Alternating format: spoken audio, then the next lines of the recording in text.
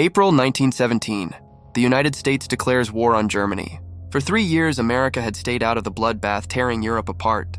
But now, the war to end all wars was calling, and thousands of young men were answering. They had no idea what waited for them across the Atlantic. Most had never left their hometowns, and certainly never imagined a world filled with barbed wire, gas masks, and machine guns. This is what the first American soldiers saw when they landed in Europe. In June 1917, the first wave of American troops, known as the American Expeditionary Forces, or AEF, boarded ships headed for France. Their leader was General John J. Pershing, a tall, disciplined man nicknamed Black Jack. The voyage wasn't a cruise, it was a war zone. German U-boats prowled the Atlantic hunting troop ships. Soldiers slept with their life vests on, listening to the sound of torpedoes being fired somewhere in the dark. When they finally reached the French coast, they were greeted not with gunfire, but cheers. French civilians lined the docks waving flags. The long-awaited Allies had arrived, but as the American soldiers marched inland, the celebration faded. The roads were cratered, bridges blown apart, and entire villages turned to rubble. The men were stunned. This wasn't the Europe they'd imagined. It looked like another planet. Letters home described towns made of ghosts and trees shredded by shells.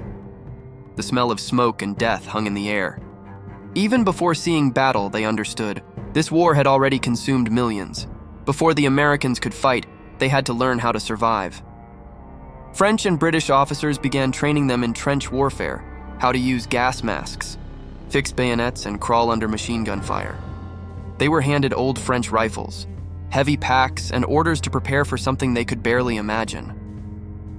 Many soldiers complained about the mud, the lice, the endless drilling, but those who'd been to the front told them, "You'll thank us when you get there." Their first real action came in November 1917 near Battenville and Cantigny. When the shelling began, the ground shook like an earthquake. The air turned yellow with poison gas. Men who'd grown up on quiet farms found themselves in a world of horror, mud-filled trenches, rats the size of cats, and corpses half buried in the earth. They learned quickly. Keep your head down, trust your buddy, and pray you make it through the night. And yet, through all the terror, the Americans held their ground. Their courage impressed the battle-hardened French. "They fight like devils," one French commander said. By mid-1918, over 2 million Americans had arrived. The tide was turning. At Belleau Wood, U.S. Marines fought so fiercely that the Germans called them Teufelhunden, devil dogs. At Saint-Mihiel, Pershing's troops captured thousands of prisoners in just a few days.